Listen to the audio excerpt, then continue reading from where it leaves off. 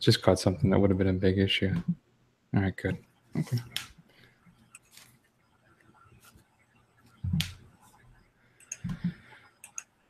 Stop clicking things.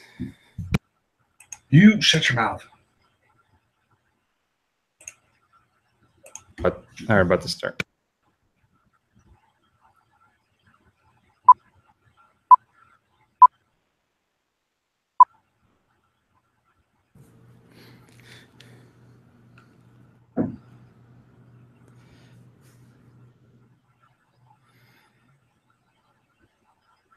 Chris Scalzo here with Matt Howell.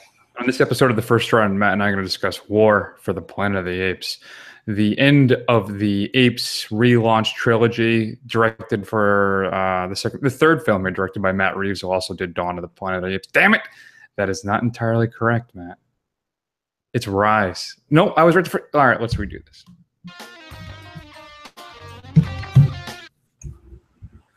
Hell. There we go.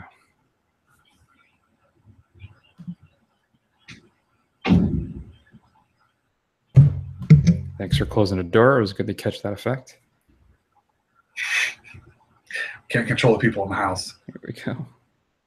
Well, you should if you were a good husband and father. Here we go.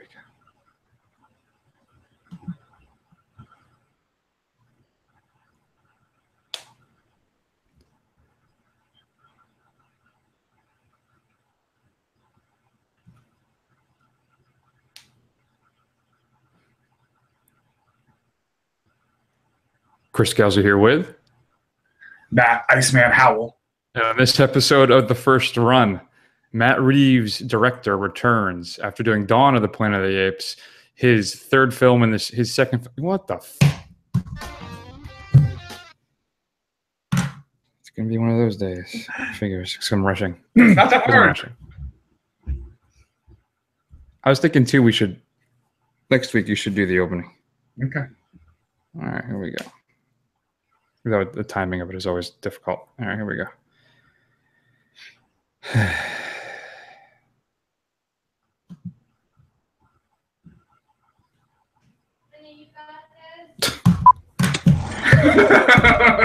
What? I got what, honey? Yes. Do you mind? Can you? Yeah. No, I got it. Yeah. Somebody else should be good in controlling what's going on in the house.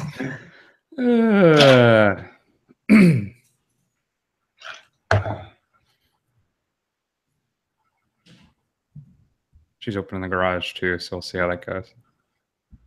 Okay.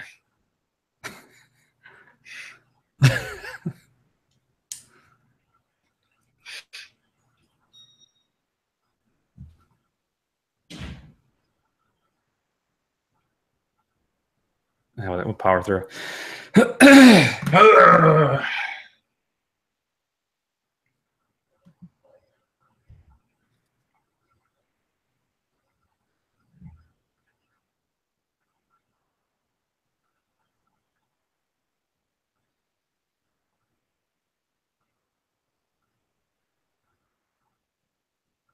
Chris Scalzo here with Matt Howell.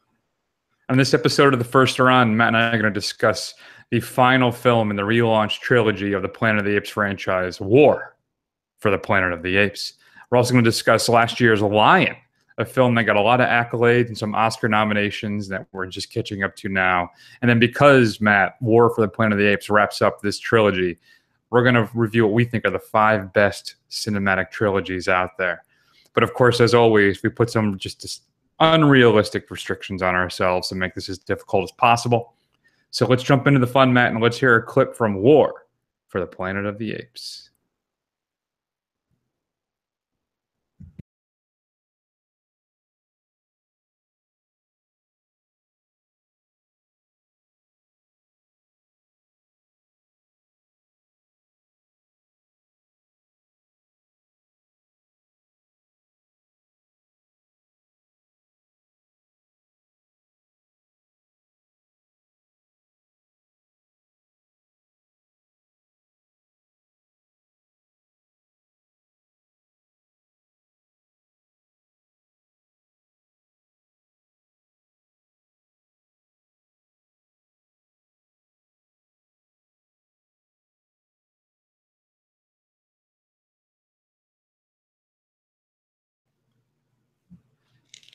All right, Matt. So Woody Harrelson does his best to end Ape Kind, and I got a trailer that's able to work in some Stooges. So, Matt, War for the Planet of the Apes wraps up our 3-film trilogy relaunch of the Planet of the Apes films. Now, let's be honest, Matt. When the first film came out, right, I don't think we or anybody was super excited about it. We were kind of like, all right, well, yeah, we'll see what happens. It's got our boy Franco in it, so it can't be all bad, right? And I think we were both really pleasantly surprised by how good a film it was, and then improved upon, I think, by Dawn of the Planet of the Apes. So, Matt, have we at the end of this trilogy, have we really met that has that incline continued? Is this potentially one of the greatest trilogies of all time? Where do you come down? Greatest trilogies of all time. That's a bold statement. I would say this. I think the first one, Dawn of the Planet of the Apes, you're right. It had the what I guess we could call the Pirates of the Caribbean effect. I had no expectations for it. I thought it was going to be terrible, and I was pleasantly surprised. And I probably, because I was pleasantly surprised by it, I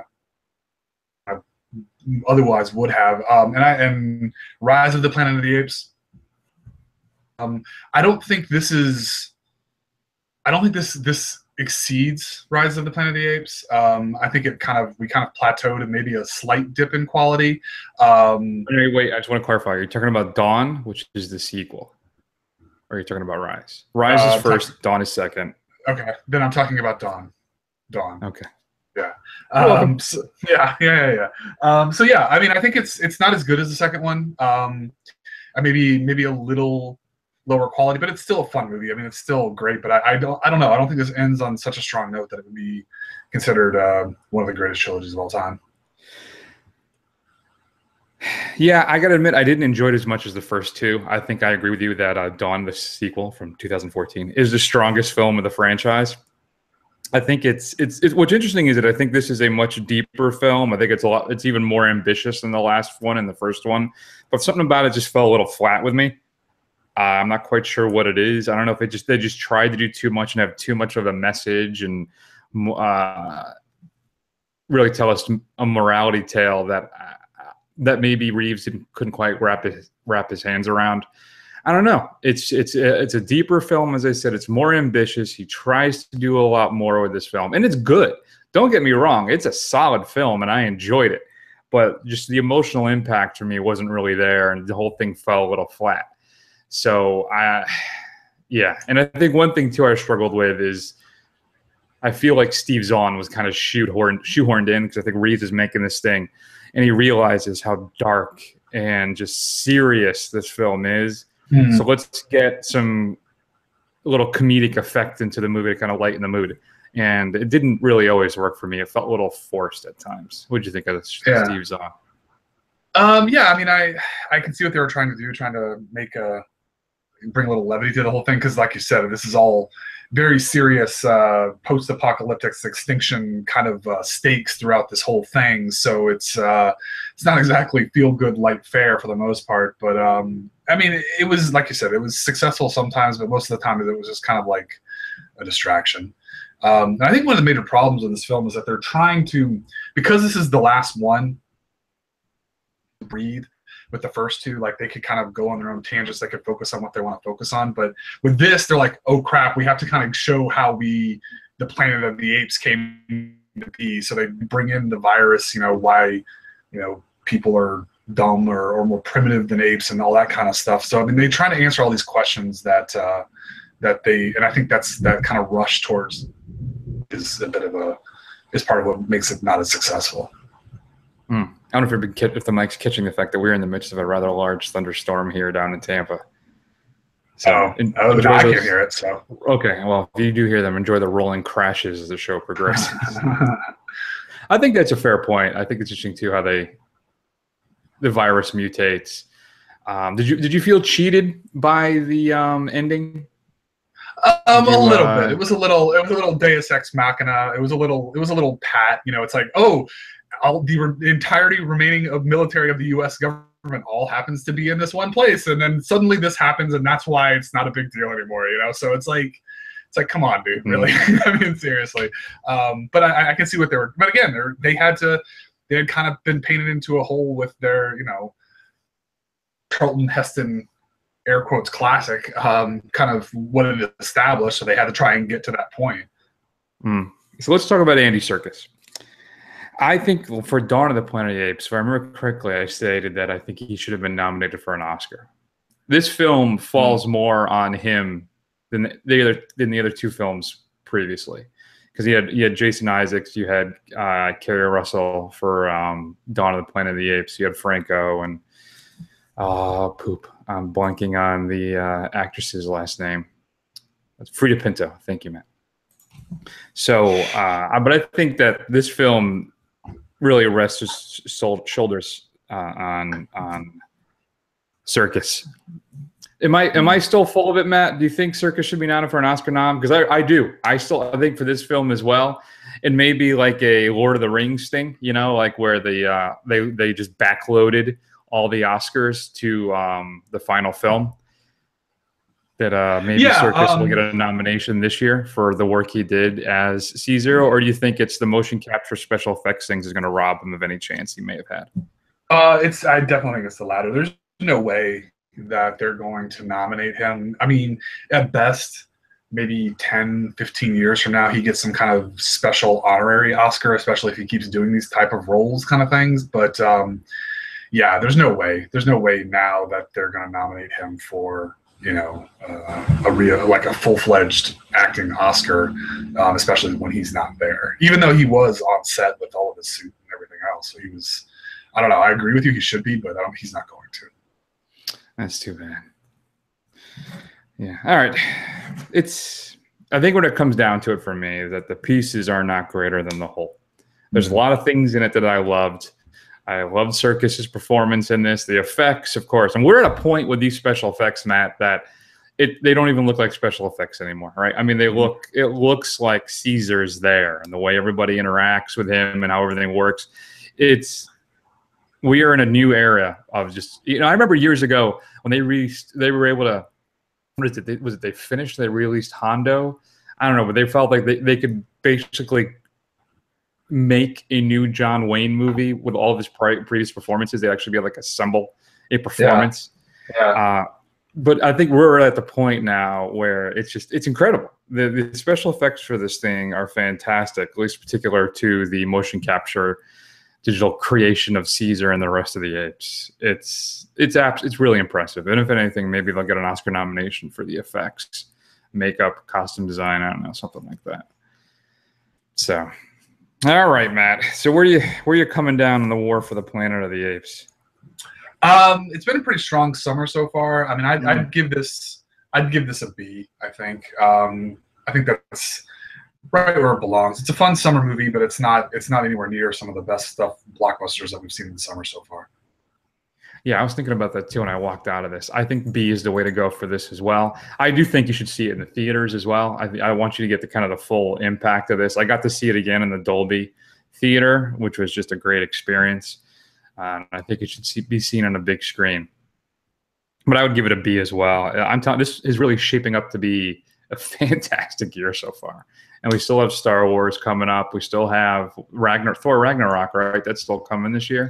Yeah, did you see the new Comic-Con trailer that came out this morning? I haven't seen the Thor Ragnarok one. I saw the extended Justice League thing, which is about 4 minutes long. Yeah, I saw that too. So, I don't know. I was actually enjoying Justice League a little bit, but I don't know. I'm keeping my reservations intact. It does feel more like pieces of a film. I know it's probably because it's the trailer, but it does feel to me more like it focuses too much on cool moments than an actual big cohesive kind of story. But we'll see. And I'm impressed so far with what we've seen of Steppenwolf. I don't know. We got to see the boom tube this time. Lots of interesting stuff. Maybe we can talk about all that later. So, but War for the Planet of the Apes itself, solid B film, a fine ending to the trilogy. It does not elevate is the word I'm looking for. It does not elevate the material a little higher than it was. I still think that Dawn of the Planet of the Apes was still the stronger of the three films, but a fitting end to the trilogy. Do you think we're going to move on from here? Do we now get the Heston film? What happens next? So I read somewhere that Reeves, there's no plans, but if Reeves, what he would like to do would be to focus on other apes. So like the zoo character, there are other apes that are not associated with Caesar. So he wants to tell kind of like self-contained stories in other parts of the world where, you know, they don't have the benefit of a Caesar leading them kind of thing. Yeah, interesting. And we did get Cornelius, you know, in this film. So we did. I got a young Cornelius, which was nice. No Dr. Zayas, though. No Dr. Zayas. Shoot us an email at feedback@thefirstrun.com. Would love to hear your thoughts about War for the Planet of the Apes this time. Matt, coming up in Blu-ray and DVD this upcoming Tuesday, July 25th. And what is July 25th? First Run faithful? What's so important about that date? It's Christmas in July. It's Christmas in July, and it's Chris's birthday, so that's why. Exactly right. It's a national holiday. Without me, you wouldn't even be listening to any of this right now. So there you go. You're welcome. Thank my parents. Send them a card. Ghost in the Shell, the big cinematic. Would it be a remake? The venture of the anime, classic anime tale with ScarJo is coming out. Includes some behind-the-scenes featurettes. I know we were both underwhelmed. Great special effects, but just not a story well told.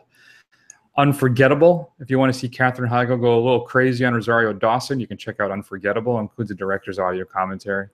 Criterion is giving us, Matt, Lost in America. I think Albert Brooks' best film. If you haven't seen it, it's great. It's about two 30-somethings in the 80s, and they decide to go on a road trip to experience the country, and they lose everything in Vegas. And then now what are they going to do next? It's a great little satire of the 80s and the Reagan era. I think it's an absolutely brilliant film. If you haven't seen it, I'm so excited that it's coming out in time too, Matt, for the end of the Criterion sale at Barnes & Noble. It will be out in time. Includes a new 2K digital restoration, a new conversation with Albert Brooks, and some other new interviews as well. Dario Argento's The Stendhal Syndrome, that was starring his daughter Asia, which is always a weird thing because she gets naked a lot in the films that are directed by her father. It includes a new 2K restoration, new audio commentary by a gentleman named Troy Howarth, who is an author of So Deadly, So Perverse. I'm assuming a book about Argento, or maybe it's about Asia. Or is it a Sia? I think it might be a Sia, Matt. I can't remember which it is now that I think about it. Some of the new interviews as well.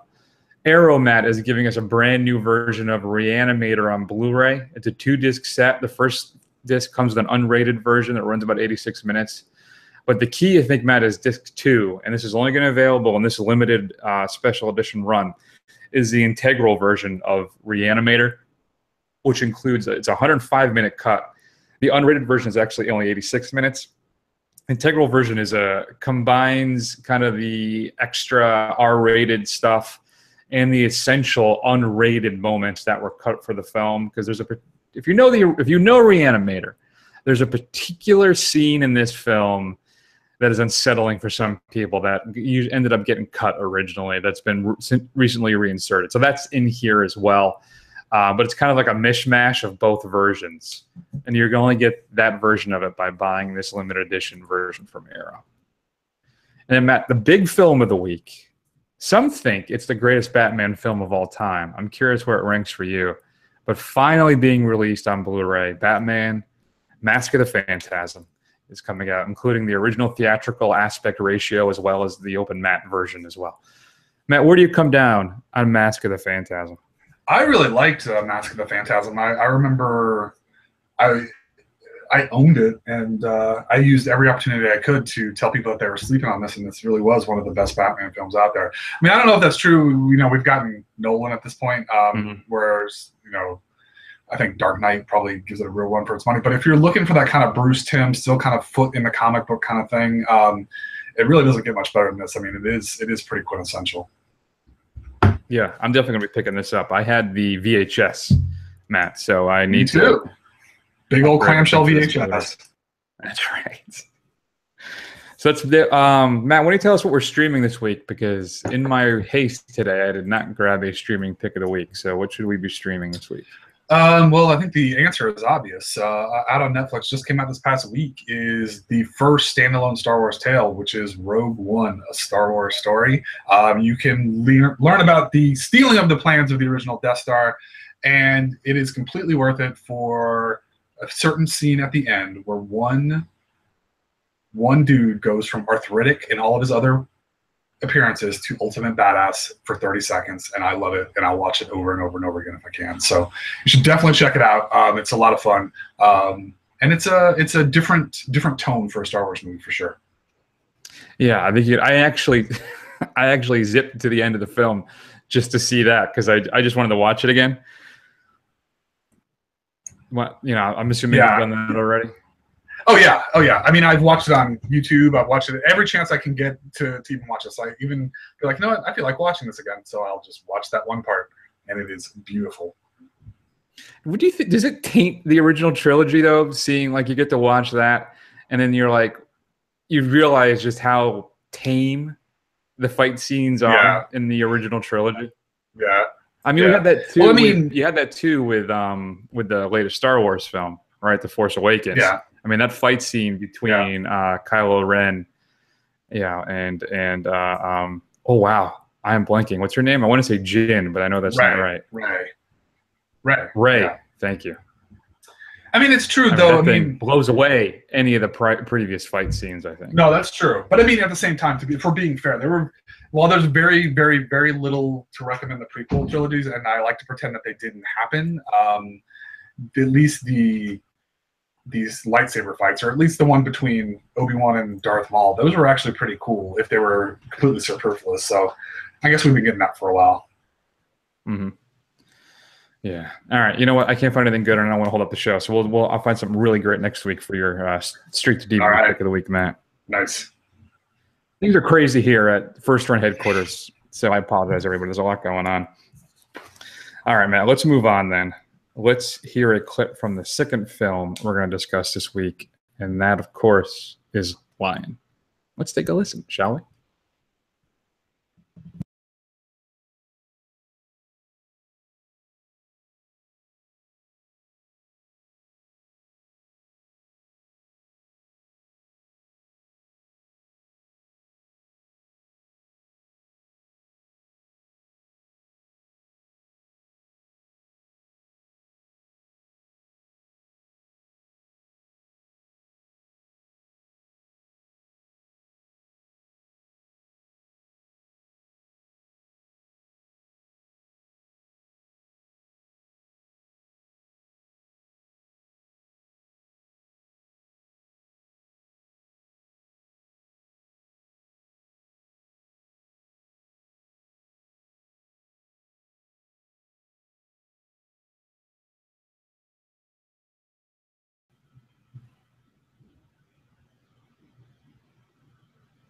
Matt, I got to tell you, the opening of this film, the first half of the film, was some of the most heartbreaking, terrifying cinema.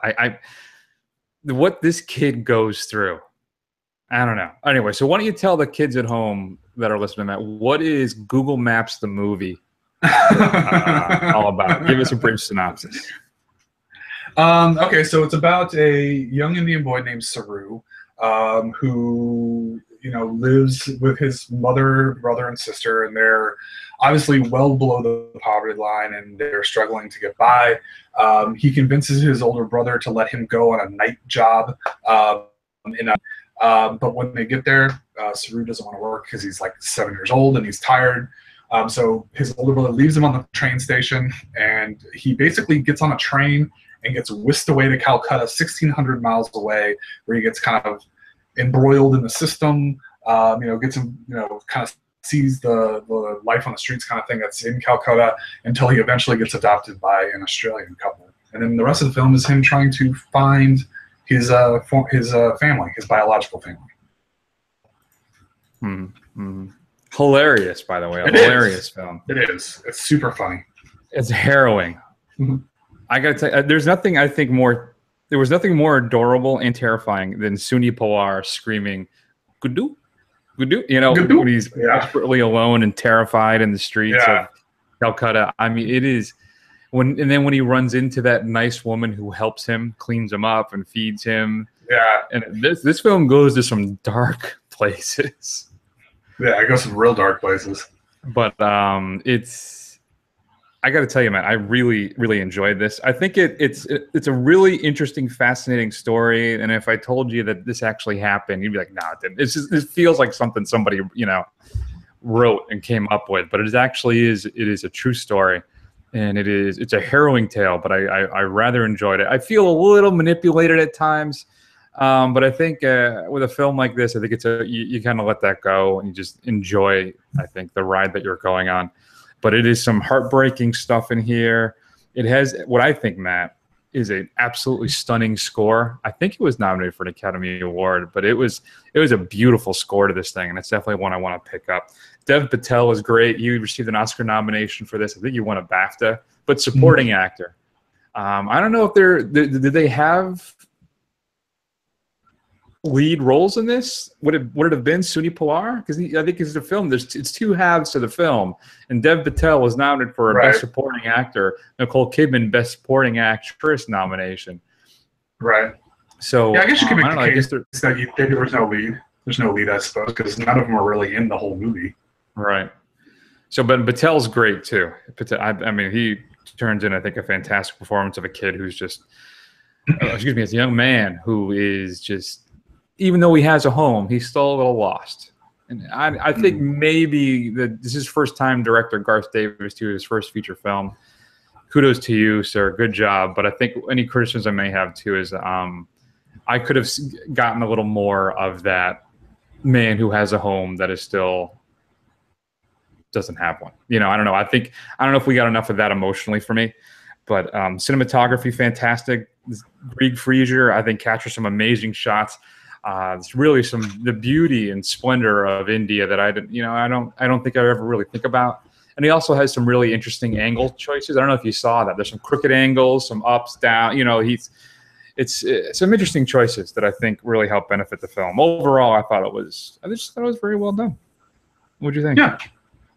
Yeah, I agree. I thought it was definitely a tale of two films. I think at the first half, even though it was more harrowing and was probably more gripping, was more interesting to watch, just to kind of see how this was all going to play out.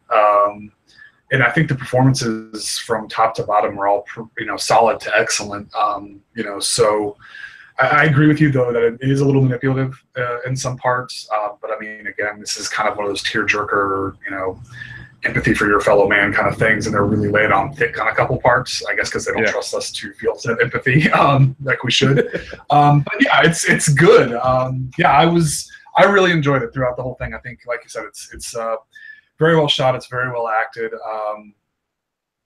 And it's crazy that this is a true story. Just the kind of way that, even the way that this ends up, the way he finally finds out where he's from, that just seems so unbelievable. And I didn't realize initially, or I'd forgotten that this was a true story. So when that happened, I was like, all right, I guess that could happen in real life, I suppose. And then I guess, how this happened. So that's pretty crazy. But yeah, it was a good film. Good film.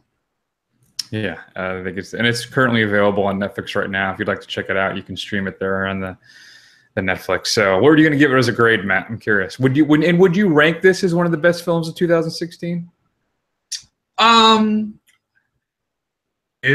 Yes. I think this is perfect Oscar bait type film, but I'm not surprised it didn't win. But I think it would deserve to be in that category. It's that type of film. I'd give it a B+ personally. I think it's really solid. It's really good, but it's one of those things that it's like, I watched it. I'm glad I watched it, but it's not going to be like, oh, let's all sit down and watch Lion again kind of thing. Yeah, no, I agree with you. I don't know what it was. There was a while I just had no affinity to watch this. I had no desire to see it. I don't know why. I don't know. I don't know what it was. I just there was no pull for me to watch this, but I am glad we finally caught up with it. It is worth your time. A couple hours. Like we said, it's a tearjerker. I almost lost it a couple times, particularly at the end when, the film wraps up. Yeah. But still, yeah. I think it's good. I agree with you. I think B+ again is the way to go. Solid. Did it deserve to win like an Academy Award or anything? No. Last year was a really good year. So, but still, well worth your time. Check it out on Netflix. It is available now. If you've had a chance to see Lion, we'd love to hear your thoughts. As always, shoot us an email at feedback@thefirstrun.com. All right, Matt, let's move on and let's discuss what we think are the 5 best trilogies. As I was doing my research on this, I'm like, wow, there's a lot of trilogies I haven't seen, particularly some foreign ones. But, oh, and another one just hit me that I didn't think of. That just totally blows up my list. Son of a bitch. All right. Son of a bee. But let's take a listen to a trilogy that would have been my top 5, Matt, easily, until they released that 4th one. It's a bitch. Let's hear a clip.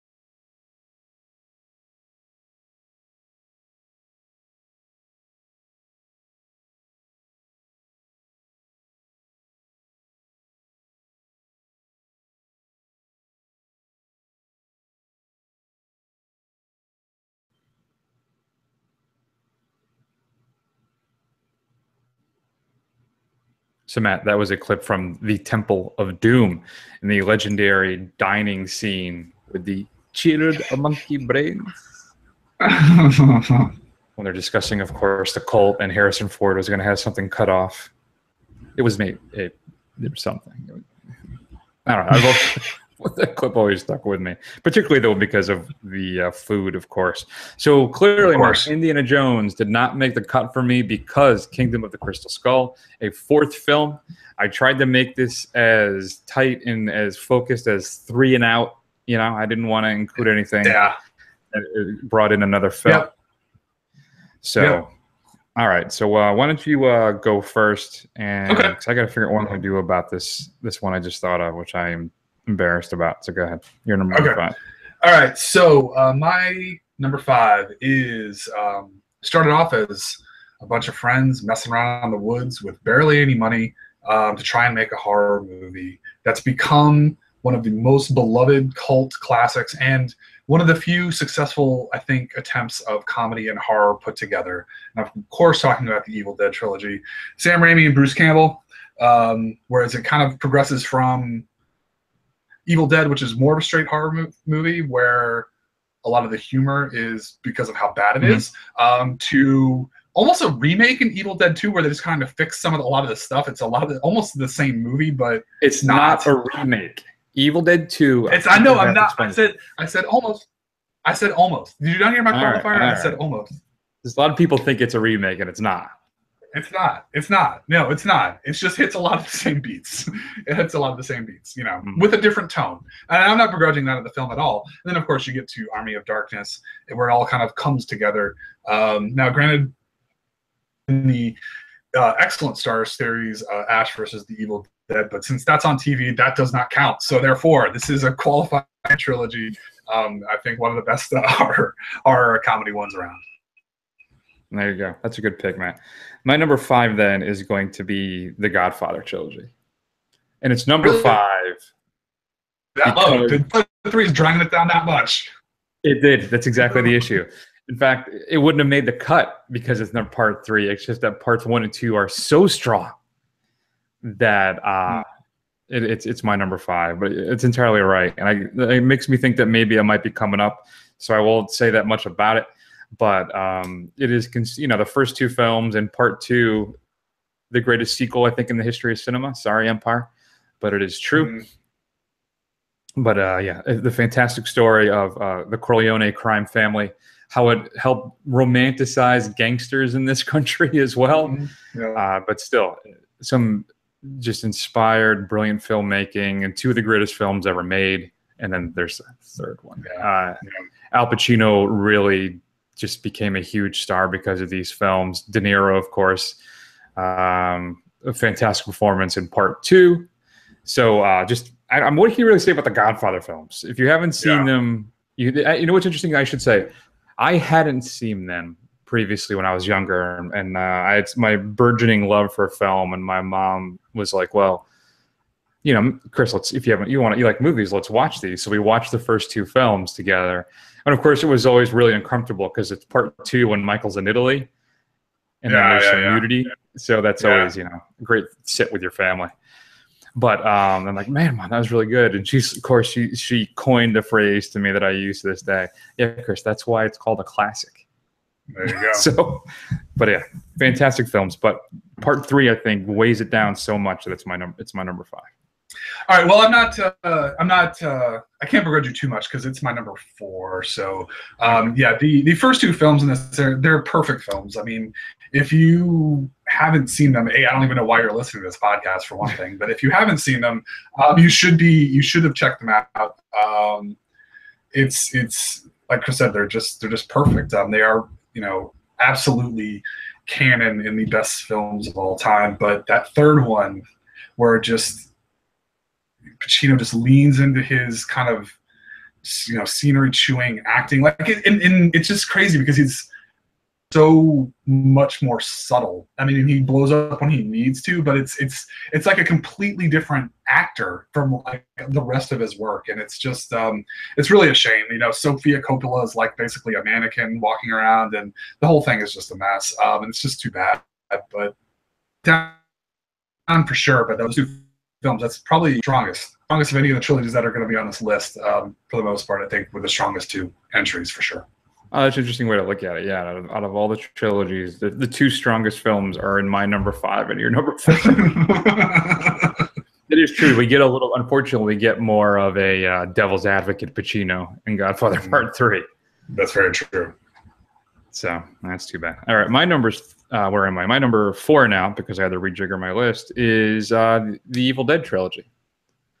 So the first film, which I adore, some people go back and forth and go on it now and say how kind of campy even the first film is. And I think that's more the fact that the practical effects and how they basically had no money for that first film. But I remember to this day how visceral reaction I had to Evil Dead watching it. I think I watched it on USA Saturday Nightmares. And then I immediately sought out the VHS copy to see kind of the full, version of the film. And that thing terrified me as a kid watching that.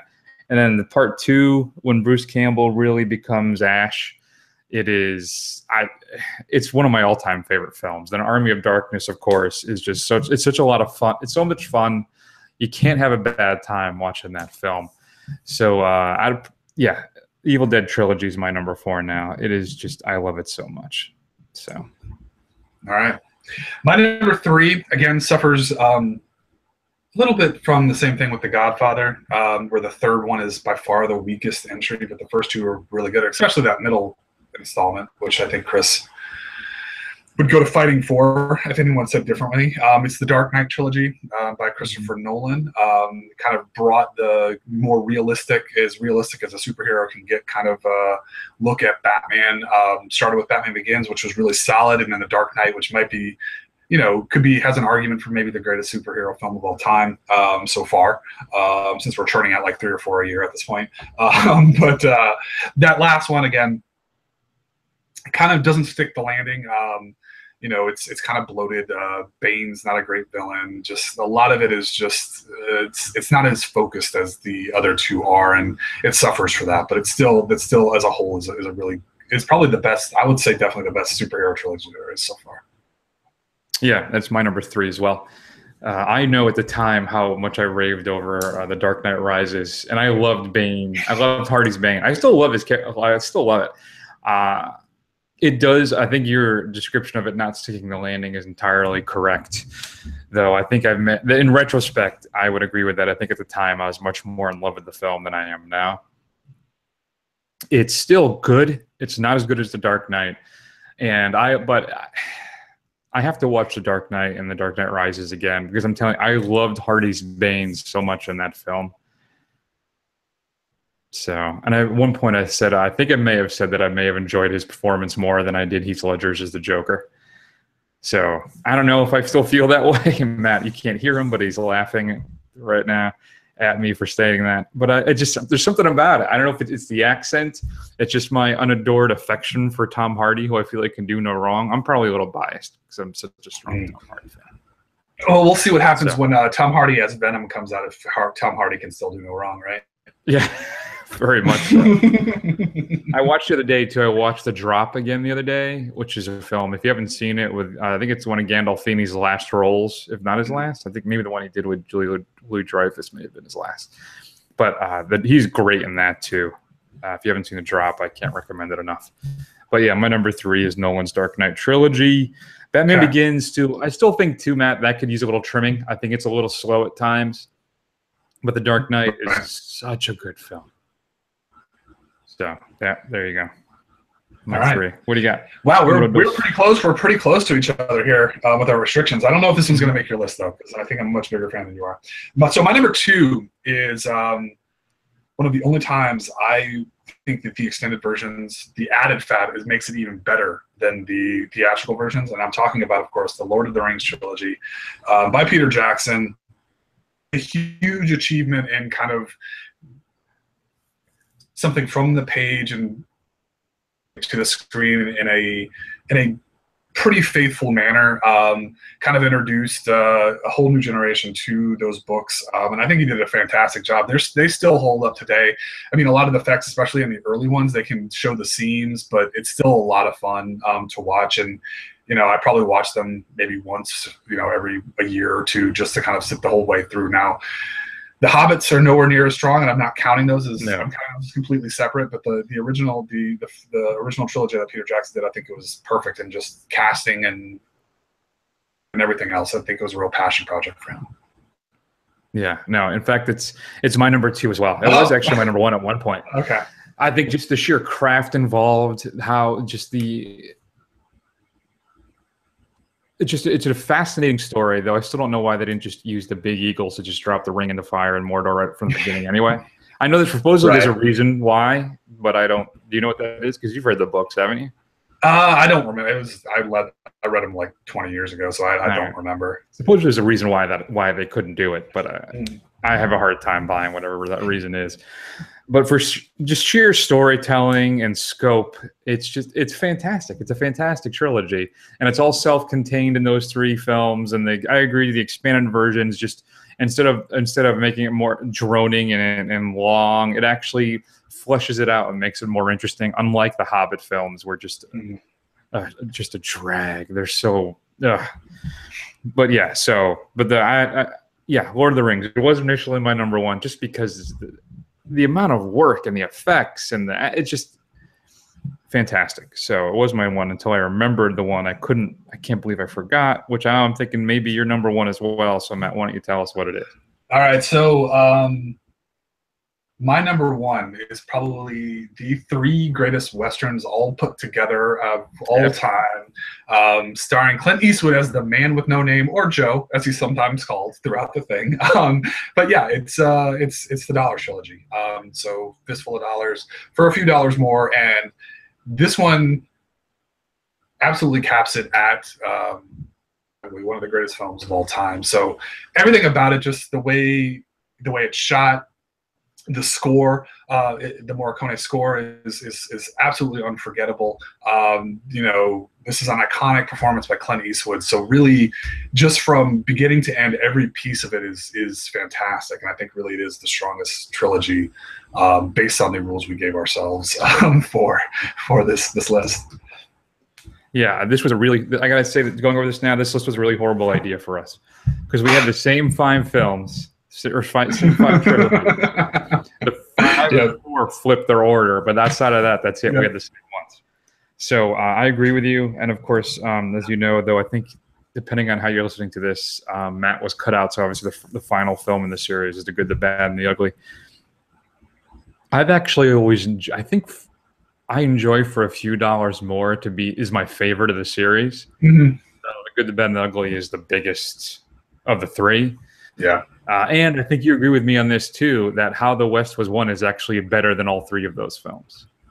Yeah, I would agree. As a standalone, Once Upon a Time in the West is a better Yes, Once Upon a Time in the West. Yes, it is.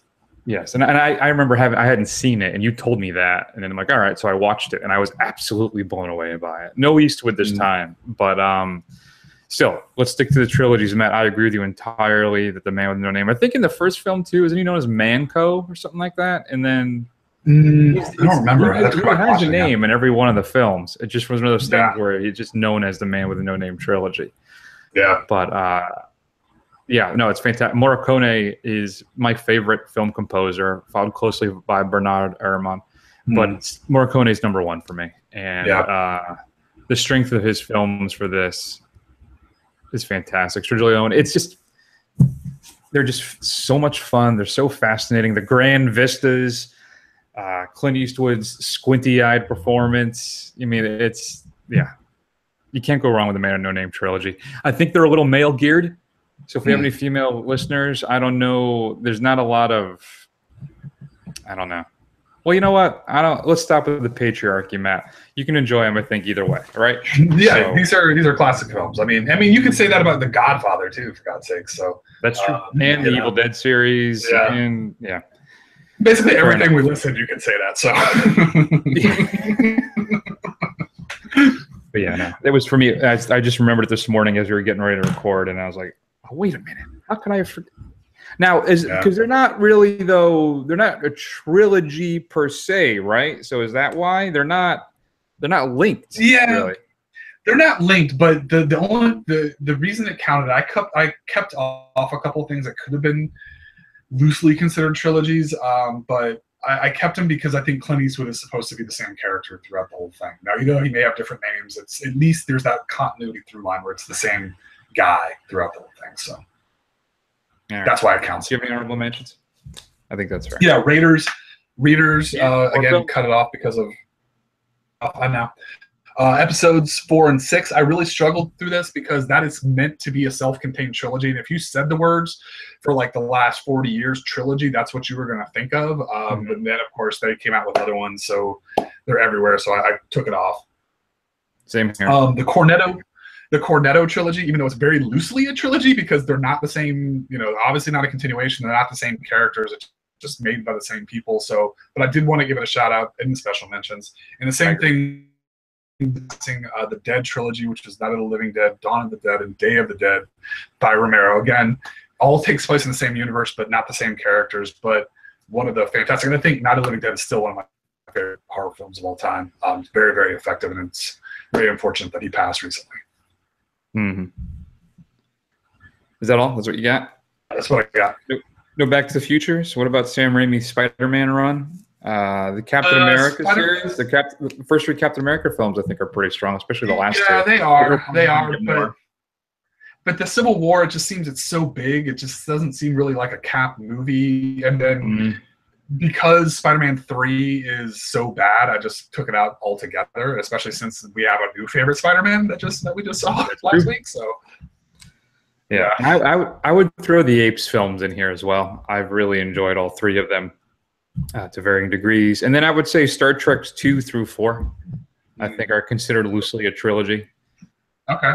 This 2 is with Khan, Spock dies, 3 is getting Spock back, and 4 is them, getting home.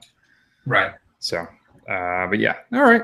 That works for me. Cornetto trilogy, of course, like you said, though very loose there. So, all right. Did we miss any? Here's one, too. There's a couple I haven't seen. The Three Colors trilogy, Linklater's Before trilogy or After, the Sunset one, whatever it is. I really like to see those as well. There's a few out there that we haven't checked out yet. So shoot us an email, feedback@thefirstrun.com. What's your favorite film trilogy? We'd love to hear your thoughts.